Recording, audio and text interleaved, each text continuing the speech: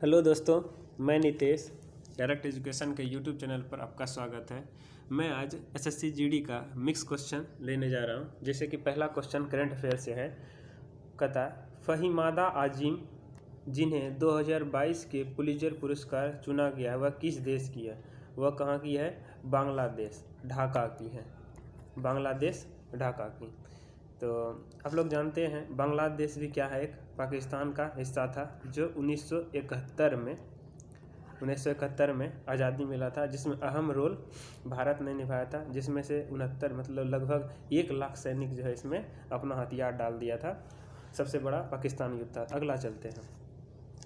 दूसरा कहता है प्रधानमंत्री नरेंद्र मोदी ने होमी भाभा कैंसर अस्पताल का उद्घाटन किस केंद्र शासित राज्य में किया, मतलब राष्ट्र को समर्पित किया है? यह कैंसर अस्पताल अनुसंधान केंद्र कहाँ निर्मित किया गया है? तो ये मोहाली में किया गया है। मोहाली कहाँ पड़ता है? पंजाब में। आप लोग जानते हैं क्रिकेट स्टेडियम भी है मोहाली। ठीक है, तो आगे चलते हैं। ये करंट अफेयर था। क्रिकेट के तीनों प्रारूपों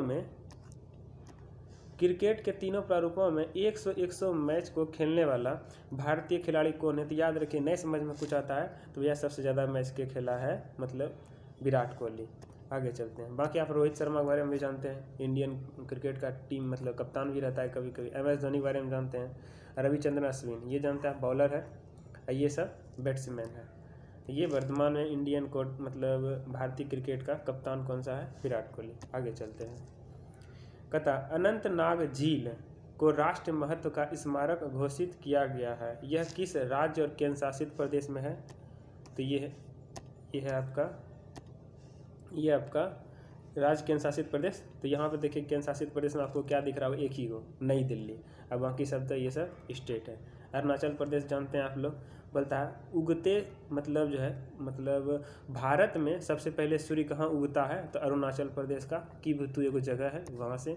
उसी तरह से हिमाचल प्रदेश आप जानते हैं उत्तराखंड के ऊपर है। यहाँ हिमाचल प्रदेश का धर्मशाला क्रिकेट स्टेडियम भी है। पश्चिम बंगाल तो आप जानवे करते हैं पूरब में पड़ा हुआ है, मतलब 7 सिस्टर को जोड़ने वाला यही है, सिल्लीगुड़ी कलियारा। ठीक है। अब जानते हैं पूर्व में राजधानी कहाँ था? कलकत्ता जो है 1912 के बाद परिवर्तित होकर के जो दिल्ली आया था, इससे पहले राजधानी भी थी भारत का। आगे चलते हैं। आगे कहता अगर कोई वस्तु वृत्तीय पथ पर एक समान से चल रहा है तो उसकी गति को एक समान वृत्तीय गति कहा जाता है। तो कहने का मतलब क्या है? अब इसको कह रहा है कि कोई वृत्त है, ठीक ना, इस पर कोई आदमी चल रहा है तो एक समान चाल से चल रहा है। वो कहता है वृत्तीय पथ पर एक समान चाल से हमको यहाँ भरना है। एक समान चाल से चलकर उसकी गति को एक समान वृत्तीय गति कहा जाता है। तो क्या भरना पड़ेगा वहाँ पे? चाल। तो आप जानते हैं कि चाल जो है एक अदिश राशि है। चाल का यूनिट क्या आता है? मीटर प्रति सेकेंड। इसको भी याद रखना है। ठीक है। और क्या बताया जाए इसमें? बहुत सारा चीज़ बताया है। यदि आपको वेलोसिटी पूछा जाएगा तो क्या हो जाएगा? mv²/r हो जाएगा। यानी कि वृत्तीय गति एक्सेलरेशन है ही, मतलब वृत्तीय सर्कल पे जो एक्सेलरेशन होता है क्या होता है? mv²/r। छोड़िए, इस पर दिमाग नहीं लगाते हैं। आगे चलते हैं। कहता है पृथ्वी के वायुमंडल का सर्वाधिक घनत्व कहाँ होता है? आप लोग जानते हैं सबसे ज़्यादा घनत्व होता है ट्रोपोस्फीयर यानी क्षोभ मंडल में। तो आपसे पूछ सकता है क्षोभ मंडल कहाँ से कहाँ तक है? तो शुरुआत जहाँ हम लोग रहते हैं ज़मीन पे, ये सब क्षोभ मंडल है।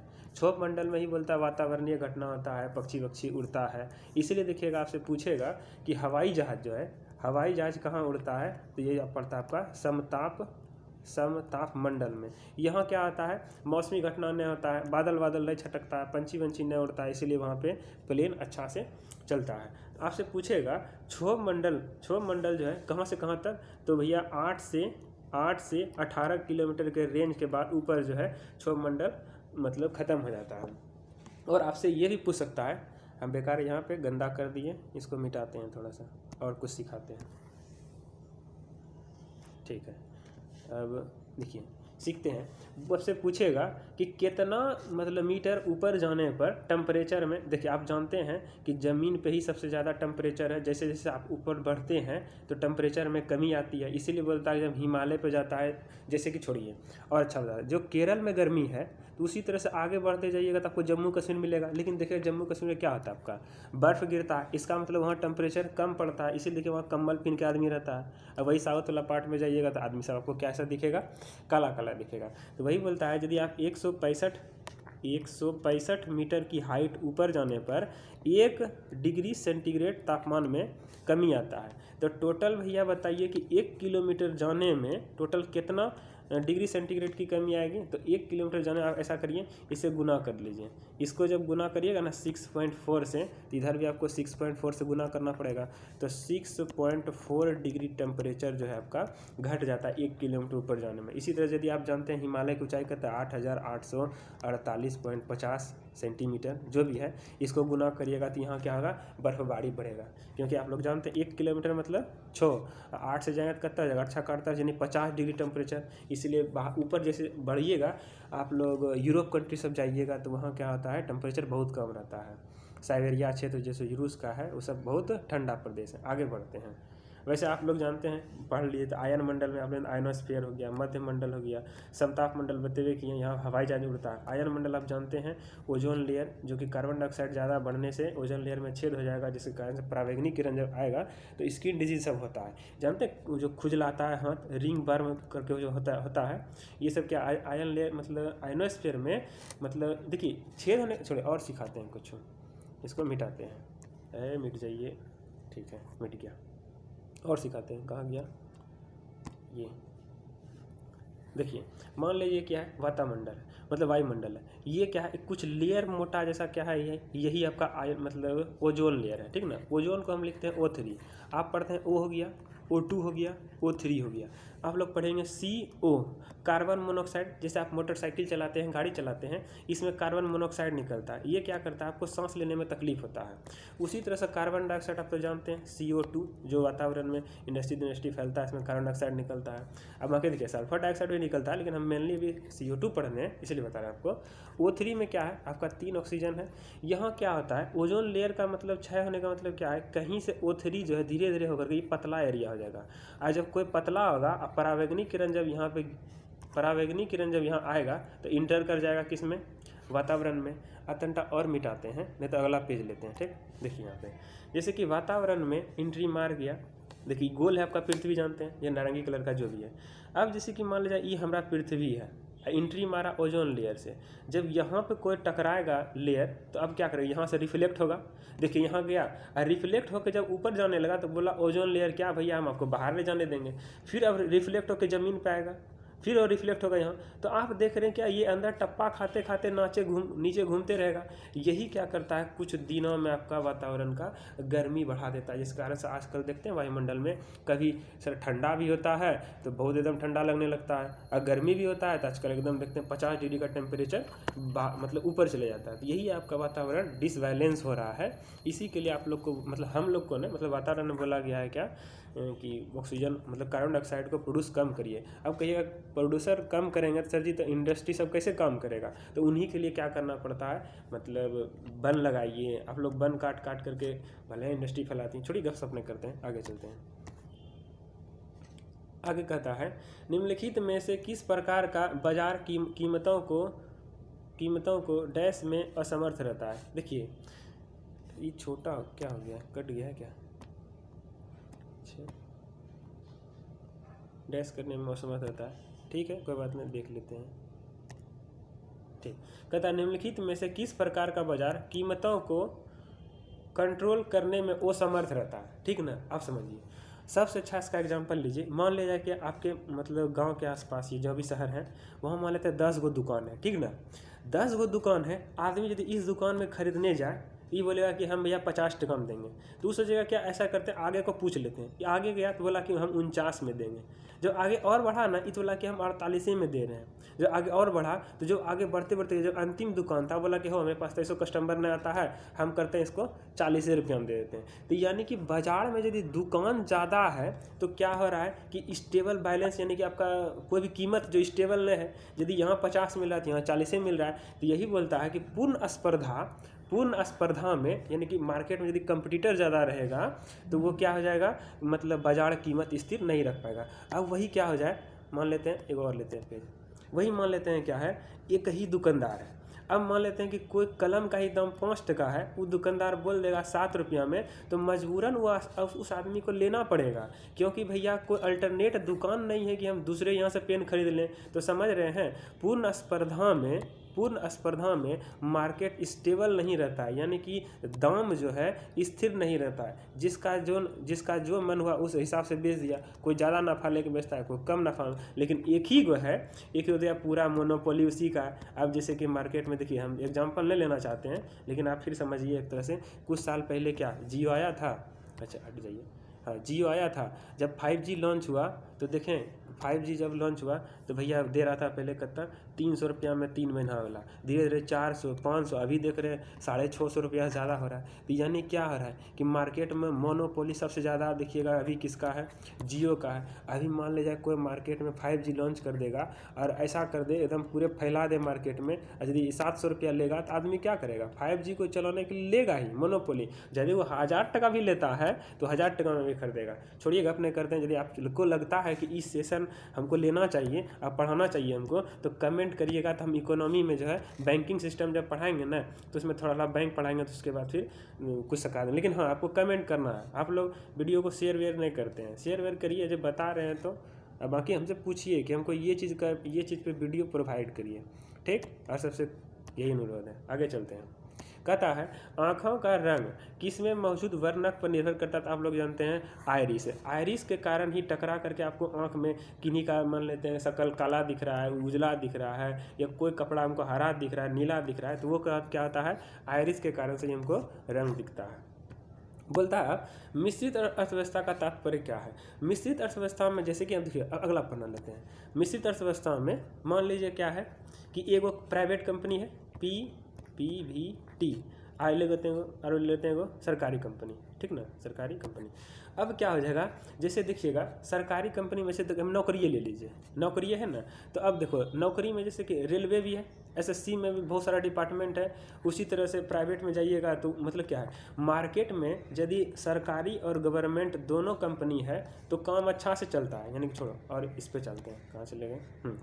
देखिए मिश्रित अर्थव्यवस्था क्या कहता है कि निजी और सार्वजनिक क्षेत्र का कंपनी का सह अस्तित्व, यानी कि गवर्नमेंट का भी कोई कंपनी हो, यानी कि गवर्नमेंट का भी कोई दुकान हो और प्राइवेट का भी दुकान हो, तो दोनों जब दुकान एक मार्केट में रहता है तो उन्हें कौन कहते हैं, मिश्रित अर्थव्यवस्था। और सबसे अच्छा एग्जांपल इसका कौन सा है, भारत। भारत कौन सा है, मिश्रित अर्थव्यवस्था है।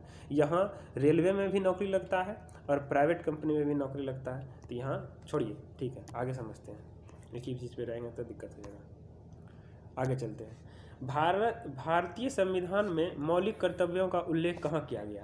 आप लोग जानते हैं 51 का को में मौलिक कर्तव्य कहा गया। अब बोलता है कहाँ से लिए गए हैं, तो रूस के संविधान से। 76वां संविधान संशोधन द्वारा 11वां मतलब जो है टोटल जो है मूल कर्तव्य हमारे पास का वो था 10 गो था। 11वां जो जुटा है कमा 86वां संविधान संशोधन 2002 में, 86वां संविधान संशोधन 2002 में। तो आगे चलते हैं हम लोग, अगला क्वेश्चन है, भागिए, ठीक है। किसी राजनीतिक दलों को राष्ट्रीय पार्टी के रूप में शामिल करने हेतु कम से कम 3 अलग अलग राज्यों में से कितने प्रतिशत सीटों को अनिवार्य किया गया है। तो कम से कम 2% सीट होना चाहिए। आगे चलते हैं। कहता है निम्नलिखित में से कौन सा ज्वालामुखी प्रशांत महासागर ज्वालामुखी के अंतर्गत आता है। तो प्रशांत महासागर,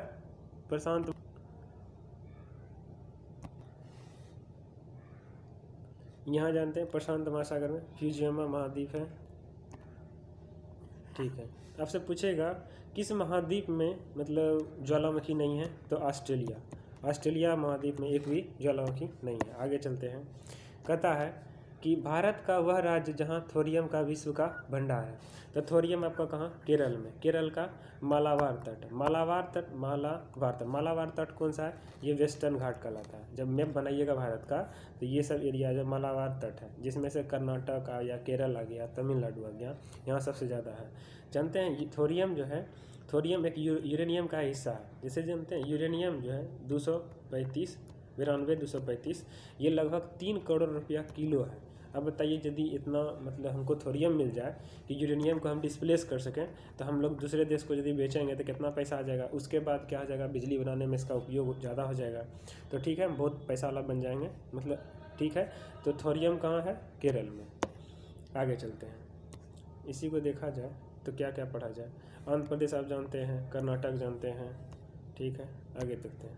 भारत का पहला मुस्लिम आक्रमण क्या किया था? मोहम्मद बिन कासिम ने। कब किया था? 712 ईस्वी में। 712 ईस्वी। अब पूछेगा आपसे कि जो कहाँ गया मोहम्मद गौरी है, तो गौरी ने कब भारत में आक्रमण किया था? 1175 में। यदि बाबर पूछ देगा तो बाबर कब गया? तो 1519 में भारत पर आक्रमण किया था।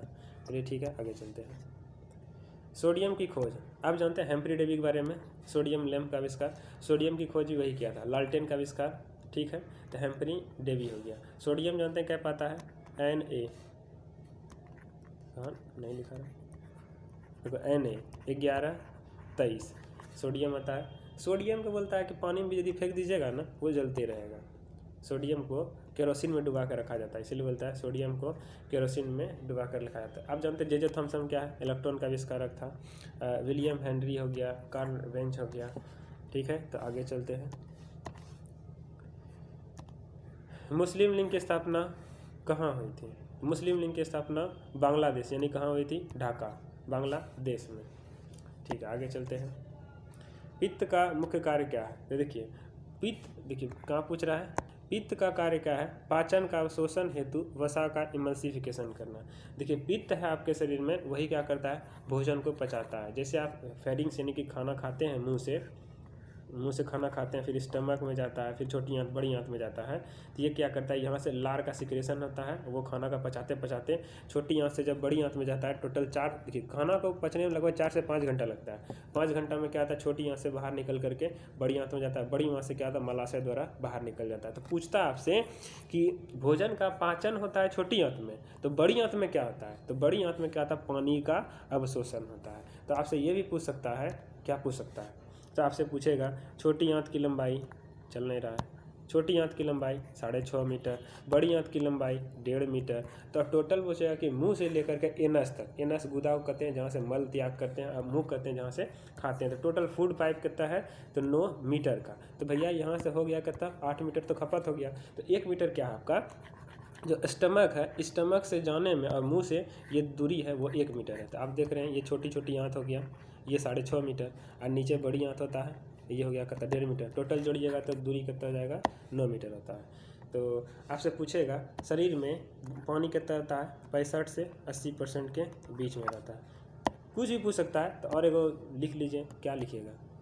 वैसे बोलिएगा तो मतलब बॉडी स्ट्रक्चर भी पढ़ा देंगे, कै गो हड्डी होता है सब, कहाँ कै गो गिनवा भी देंगे। जैसे कि हड्डी होता है ना 206 गो, तो 206 गो है। तो जैसे कि चेहरा में 14 गो, कान में 6 गो, और कपार मतलब मुंडी में खपार में 8 गो, और एगो होता है ट्रेकिया जो गला के पास आपका है ना, जो जुटा है वो एगो है। तो टोटल जोड़िएगा तो 29 गो पूरा। देखिए तो 6 4 10 8 18 19 को 9 1 1 2, तो टोटल जो है ना गला से ऊपर 29 गो होता है। उसी तरह से चेस्ट में होता है, बोलते हैं ना 32 ही तोड़ देंगे, तो यानी कहता होता है 12 12 24 गो होता है उधर कसेरुक में 26 गो होता है। उसी तरह से हाथ में 30 गो होता है, 30 गो दोनों हाथ में, टोटल करता है 60 गो उधर हो गया, 60 गो पैर में होता है। ऐसा करिए ना, एक दिन हम जोड़ के बता देंगे। ऐसे यहाँ क्या क्या लिखना आपको खुद ही नहीं समझ में आ रहा है, ठीक। लेकिन हाँ कमेंट करा करिए, अब बाकी वीडियो को शेयर भी करिए, लाइक भी करिए, अब बाकी बताइएगा तभी तो जानेगा कि कोई पढ़ना भी है, ठीक है। आगे चलते हैं। बोलता है जब सूर्य से पृथ्वी की दूरी अधिकतम होती है तो क्या होता है? तो ये होता है जानते हैं अपसौर, लिखाइए अपसौर। एक होता है उपसौर। उपसौर जब निकटतम दूरी होता है, जब नज़दीक आ जाता है सूर्य। देखिए ऐसा करते हैं, अगला पेज चलते हैं। ये है आपका पृथ्वी, ऐसे दिखता है, पृथ्वी ऐसे दिखता है। जब सूर्य यहाँ पे मतलब सूर्य तो स्थित है यहाँ पे, अब देखिए यहाँ पे दूरी अधिक है, ये दोनों पॉइंट पे, ये दोनों पॉइंट पे कितना नज़दीक है, जब यहाँ पे रहता है इसको क्या कहते हैं, इसे कहते हैं अप सौर, जब नज़दीक आता है इसको क्या कहते हैं उप सौर। यानी कि पृथ्वी मतलब सूर्य तो अपने जगह पे स्थिर है, अब बाकी क्या करता है, यही देखिए मौसम का परिवर्तन जो है 3 महीना, जो टोटल 12 महीना आता है, यहाँ से यहाँ जाने में 3 महीना, यहाँ से यहाँ तक 3 महीना, यहाँ से 3 महीना, तो वही होता है ठंडी, फिर हवा, फिर गर्मी, उसके बाद फिर सेवाती वाला। ठीक है, आगे चलते हैं। आगे कहता है अकबर के शासनकाल को निम्नलिखित में से कौन सी यशंद बाद में हुई थी। तो अकबर मतलब क्या कहता है अकबर के बाद, तो दीन ए इलाही की घोषणा जो है, दीन ए इलाही की घोषणा जो है बाद में हुई थी, दीन ए इलाही की घोषणा। अब बोल रहा है किस संविधान संशोधन अधिनियम द्वारा पांडिचेरी विधानसभा सदस्य को राष्ट्रपति निर्वाचन में शामिल किया गया था। तो ये था 70वां, ये 70वां है, 70वां निर्वाचन द्वारा। तो ठीक है, आज के लिए यहीं रहने देते हैं, बाकी कमेंट जरूर किया कीजिए क्या चाहिए आप लोगों को, हम मैथ भी पढ़ा देंगे, रीजनिंग भी पढ़ा देंगे, बाकी जी के जैसे हाँ मिक्स क्वेश्चन, यदि बोलिएगा टॉपिक वाइज तो टॉपिक वाइज में हम सब पढ़ा देंगे, टेंशन मत लेना है। ज्योग्राफी पढ़ा देंगे, पॉलिटी पढ़ा देंगे, इकोनॉमिक्स पढ़ा देंगे, या थोड़ा मोड़ा इतिहास पढ़ाएंगे, इतिहास भी थोड़ा मोड़ा पढ़ा देंगे। ठीक है, बाकी आज के यहीं रहने देते हैं। जय हिंद।